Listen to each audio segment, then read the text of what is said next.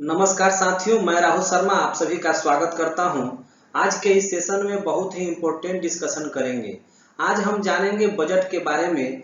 दोस्तों, 23 जुलाई को बजट पेश किया गया हमारे फाइनेंस मिनिस्टर निर्मला सीतारमण जी के द्वारा, और ये लगातार 7वीं बार इन्होंने बजट पेश किया है संसद में। दोस्तों, मैं आपको बताना चाहता हूं, जितने भी इम्पोर्टेंट फैक्ट और क्वेश्चन बन सकते थे इस टॉपिक से, वो मैंने इस वीडियो में ऐड कर दिया है। तो वीडियो को लास्ट तक देखिएगा और अच्छा लगे तो चैनल को सब्सक्राइब कर दीजिएगा। ये प्रश्न आपको एग्जाम में देखने को मिलेंगे। कब पेश हुआ था पहला पेपरलेस बजट? सही उत्तर होगा ऑप्शन नंबर सी, 2021। 1 फरवरी 2021 को वित्त मंत्री निर्मला सीतारमण ने पहला पेपरलेस बजट पेश किया। यह भारत में चल रहे कोविड-19 महामारी के कारण किया गया था। भारत सरकार के डिजिटल इंडिया फ्लैगशिप कार्यक्रम को बढ़ावा देने के लिए पहली बार केंद्रीय बजट 2021 को डिजिटल प्रारूप में प्रस्तुत किया गया था। ये भी प्रश्न एग्जाम में पूछे जा सकते हैं। स्वतंत्र भारत का पहला केंद्रीय बजट किसने पेश किया था? सही उत्तर होगा option number A, R K. Shanmukham Chetty. स्वतंत्र भारत का पहला बजट 26 नवंबर 1947 को तत्कालीन वित्त मंत्री आर.के. शनमुखम चेट्टी ने पेश किया था। भारतीय संविधान का अनुच्छेद 112 एक वर्ष के लिए केंद्रीय बजट को वार्षिक वित्तीय विवरण के रूप में परिभाषित करता है। आर.के. शनमुखम चेट्टी ने 1947 से 1949 तक स्वतंत्र भारत के पहले वित्त मंत्री के रूप में कार्य किए थे। आइए जानते हैं क्या होता है बजट शब्द का मतलब। बजट शब्द फ्रेंच भाषा के बॉकेट से आया है, जिसका मतलब होता है चमड़े का थैला, यानी अ स्मॉल लेदर बैग। संविधान के अनुच्छेद 112 के अनुसार आम बजट एक वित्त वर्ष में सरकार की आय और व्यय का लेखा जोखा होता है। स्वतंत्र भारत का पहला बजट 26 नवंबर 1947 में पेश हुआ था। आर.के. शनमुखम चेट्टी ने स्वतंत्र भारत का पहला केंद्रीय बजट पेश किया था। अब जानेंगे बजट क्या होता है। बजट एक निश्चित अवधि, आमतौर पर एक वर्ष के लिए वार्षिक वित्तीय विवरण होता है, जो अनुमानित आय और व्यय की रूपरेखा प्रस्तुत करता है। इसका उपयोग वित्तीय संसाधनों के प्रबंधन और संसाधनों के जुटाव, राजकोषीय समेकन आदि जैसे विशिष्ट लक्ष्यों को प्राप्त करने के लिए एक उपकरण के रूप में किया जाता है। सरल शब्दों में कहें तो यूनियन बजट सरकार की वार्षिक योजना का एक दस्तावेज है, जिसमें बताया जाता है कि वह आने वाले साल में कितना पैसा कमाएगी और उसे कैसे खर्च करेगी। बजट सरकार के व्यय कर लगाने की योजना है। यूनियन बजट लोकसभा में पूरी चर्चा के बाद पारित किया जाता है। केंद्रीय बजट हमेशा पूरे वित्त वर्ष के लिए पेश किया जाता है। इसे पूर्ण बजट भी कहते हैं, यानी यूनियन बजट कहते हैं। पूर्ण बजट में नई योजनाओं की घोषणा सहित उनके लिए फंड भी निर्धारित किए जाते हैं। यह स्थायी बजट पूरे वित्त वर्ष के लिए होता है, जिसमें देश की अर्थव्यवस्था और जनता के लाभ से जुड़ी तमाम योजनाओं का जिक्र होता है। अब बात करेंगे बजट से जुड़े महत्वपूर्ण तथ्य के बारे में। 1958 से 1959 में देश के तत्कालीन प्रधानमंत्री जवाहरलाल नेहरू ने बजट पेश किया था। उस समय वित्त मंत्रालय उनके पास था। ऐसा करने वाले वे देश के पहले प्रधानमंत्री बने। भारत में सबसे अधिक बार बजट पेश करने वाले वित्त मंत्री मोरारजी देसाई थे। उन्होंने कुल 10 बार बजट पेश किया था। मोरारजी देसाई ने 1964 और 1968 में 2 बार अपने जन्मदिन के अवसर पर 29 फरवरी को बजट पेश किया था।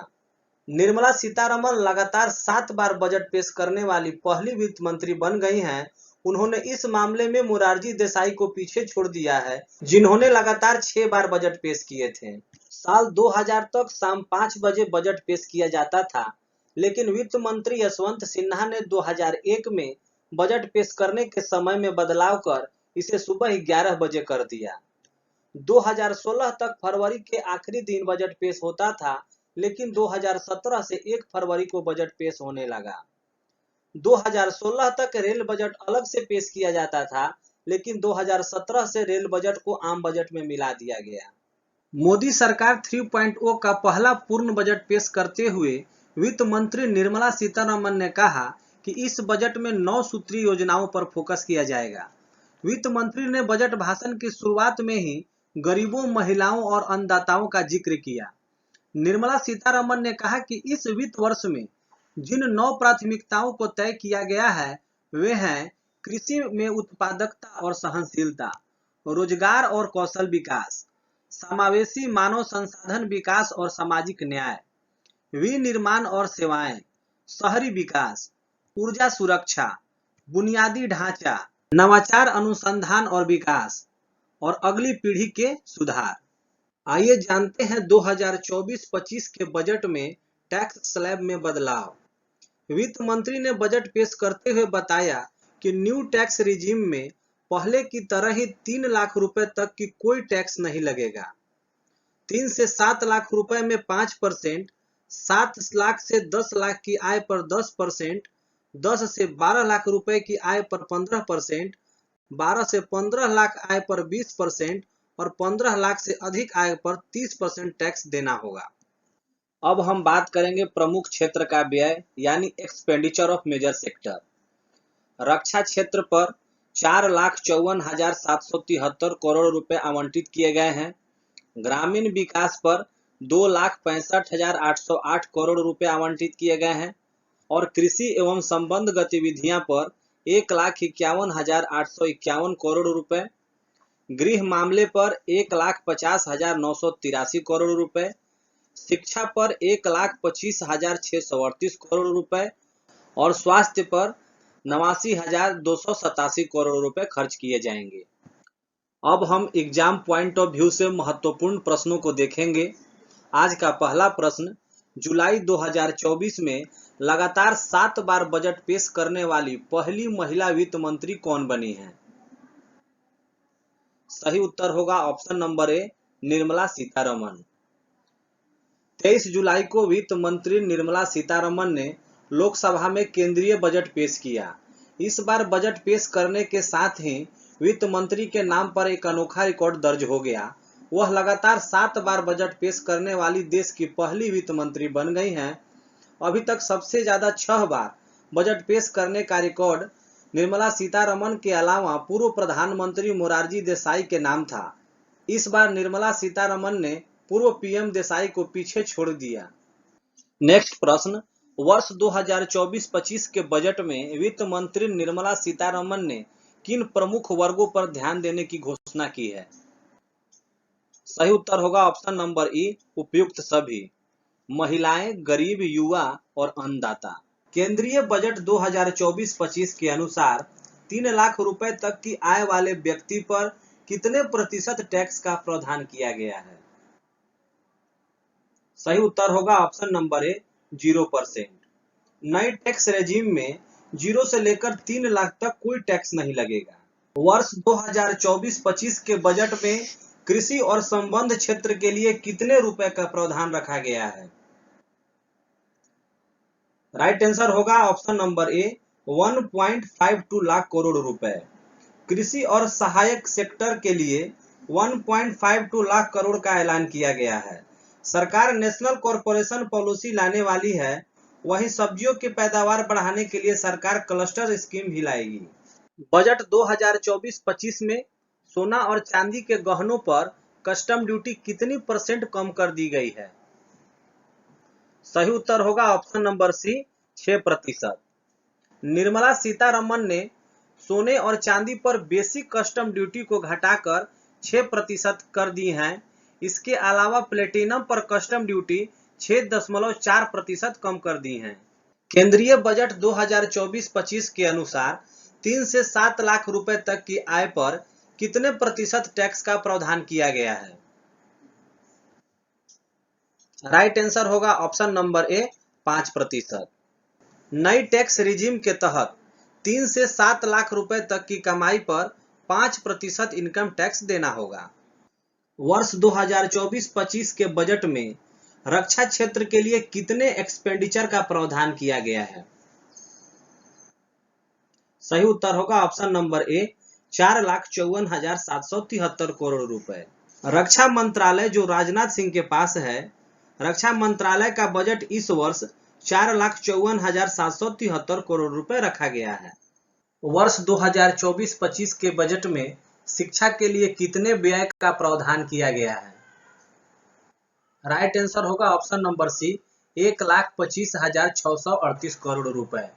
साथ ही ये भी आप याद रख सकते हैं, धर्मेंद्र प्रधान भारत के वर्तमान शिक्षा मंत्री हैं।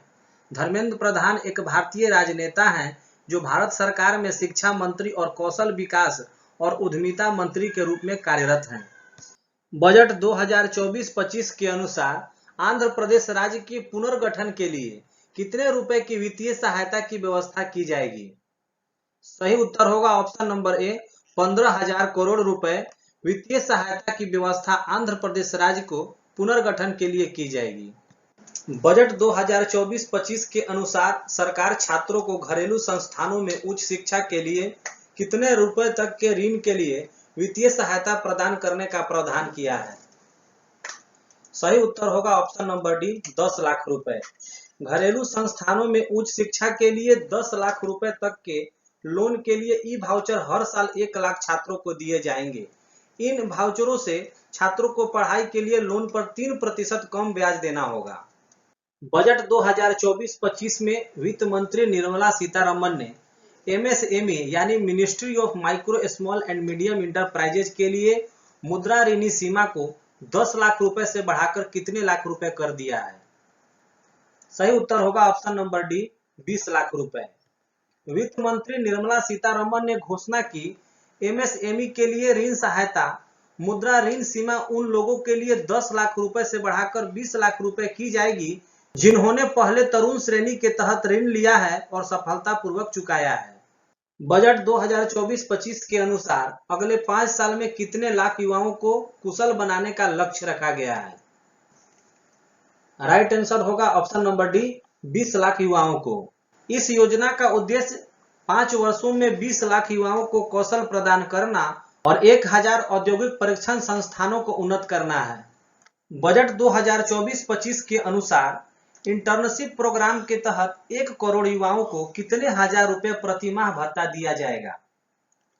सही उत्तर होगा ऑप्शन नंबर डी, 5,000 रुपए प्रति माह। केंद्र सरकार 500 शीर्ष कंपनियों में 1 करोड़ युवाओं को इंटर्नशिप के अवसर प्रदान करने के लिए एक योजना शुरू करेगी। इसमें 5,000 रुपए प्रति माह इंटर्नशिप भत्ता और 6,000 रुपए की एक मुफ्त सहायता दी जाएगी। बजट 2024-25 में प्रधानमंत्री आवास योजना के तहत कितने अधिक घर बनाने का प्रावधान किया गया है? राइट आंसर होगा ऑप्शन नंबर ए, 3 करोड़ घर। केंद्रीय बजट 2024-25 में प्रधानमंत्री आवास योजना के तहत 3 करोड़ अतिरिक्त आवास बनाने का फैसला लिया गया है। इस योजना पर मौजूदा वित्त वर्ष में 10 लाख करोड़ रुपए खर्च किए जाएंगे। इस बजट में सबसे बड़ी राशि इस योजना में खर्च की जाएगी। अगला प्रश्न, बजट 2024-25 के अनुसार कितने राज्यों में नए किसान क्रेडिट जारी किए जाने का प्रावधान किया गया है? सही उत्तर होगा ऑप्शन नंबर ए, 5 राज्य। वित्त मंत्री ने घोषणा की है कि किसान क्रेडिट कार्ड योजना के अंतर्गत 5 राज्यों में नए किसान क्रेडिट कार्ड जारी किए जाएंगे। इससे किसान भाई आसानी से आवश्यक लोन प्राप्त कर सकेंगे और अपने कृषि कार्य को समृद्ध कर सकेंगे। Mahatma Gandhi national rural employment guarantee act यानी मनरेगा के लिए वर्ष 2024-25 के बजट में कितने करोड़ रुपए की राशि आवंटित की गई है? इस प्रश्न का सही उत्तर होगा ऑप्शन नंबर डी, 86,000 करोड़ रुपए। केंद्रीय वित्त मंत्री निर्मला सीतारमण ने महात्मा गांधी राष्ट्रीय ग्रामीण रोजगार गारंटी योजना के लिए 86,000 करोड़ रुपए आवंटित किए हैं, जो पंजीकृत ग्रामीण परिवारों में श्रमिकों को 100 दिन के रोजगार की गारंटी का अधिकार देता है। अगला प्रश्न, बजट 2024-25 में प्रधानमंत्री सूर्यघर मुफ्त बिजली योजना के तहत हर माह कितनी यूनिट तक के बिजली मुफ्त करने की घोषणा की गई है? सही उत्तर होगा ऑप्शन नंबर ए, 300 यूनिट। केंद्रीय वित्त मंत्री निर्मला सीतारमण ने प्रधानमंत्री सूर्यघर मुफ्त बिजली योजना शुरू करने की घोषणा की, जिसका उद्देश्य भारत में छत पर सौर ऊर्जा संयंत्रों को बढ़ावा देना है और 1 करोड़ घरों में हर महीने 300 यूनिट तक बिजली मुफ्त प्रदान करना है। भारत में पहला बजट कब पेश किया गया था? सही उत्तर होगा इस प्रश्न का 18 फरवरी 1860, कहीं कहीं 7 अप्रैल 1860 भी रहेगा। ईस्ट इंडिया कंपनी के जेम्स विल्सन ने 1860 में ब्रिटिश भारत का पहला बजट पेश किया था। अगला प्रश्न, वार्षिक वित्तीय विवरण का प्रावधान भारतीय संविधान के किस अनुच्छेद में है? सही उत्तर होगा ऑप्शन नंबर बी, अनुच्छेद 112। अनुच्छेद 112 के तहत ही प्रतिवर्ष सरकार संसद में एनुअल फाइनेंशियल स्टेटमेंट पेश करती है, जिसे हम बजट के नाम से जानते हैं। इस अनुच्छेद में कहा गया है कि राष्ट्रपति प्रत्येक वित्तीय वर्ष के संबंध में संसद के दोनों सदनों के समक्ष उस वर्ष के लिए भारत सरकार की अनुमानित प्राप्तियों और व्यय का एक विवरण पेश कराएगा, जिसे इस भाग में वार्षिक वित्तीय विवरण कहा जाता है। अगला प्रश्न, गणतंत्र भारत का पहला बजट किसने पेश किया था? सही उत्तर होगा ऑप्शन नंबर ए, जॉन मथाई। भारतीय गणतंत्र की स्थापना के बाद पहला बजट 28 फरवरी 1950 को जॉन मथाई ने पेश किया था। इस बजट में योजना आयोग की स्थापना का भी वर्णन किया गया था। बजट 2024-25 के अनुसार वित्त वर्ष 2024-25 में कुल व्यय यानी कि टोटल एक्सपेंडिचर कितना अनुमानित किया गया है? सही उत्तर होगा ऑप्शन नंबर सी, 48,21,000 करोड़ रुपए 2024-25 के लिए टोटल एक्सपेंडिचर अनुमानित किया गया है। बजट 2024-25 के अनुसार किस राज्य में महाबोधि और विष्णुपद कॉरिडोर का विकास किया जाएगा? सही उत्तर होगा ऑप्शन नंबर ए, बिहार। आम बजट में घोषणा की गई है कि गया के विष्णुपद मंदिर और बोध गया के महाबोधि मंदिर को विश्व स्तरीय तीर्थ स्थल के रूप में विकसित किया जाएगा। इसके लिए काशी विश्वनाथ मंदिर कॉरिडोर के मॉडल के अनुरूप विष्णुपद मंदिर कॉरिडोर और महाबोधि मंदिर कॉरिडोर के निर्माण के लिए सहायता प्रदान की जाएगी। बजट 2024-25 में शहरी आवास योजना यानी अर्बन हाउसिंग प्लान के लिए कितने लाख करोड़ का ऐलान किया गया है? सही उत्तर होगा 10 लाख करोड़ रुपए। प्रधानमंत्री अर्बन हाउसिंग प्लान के लिए टोटल 10 लाख करोड़ का ऐलान किया गया है।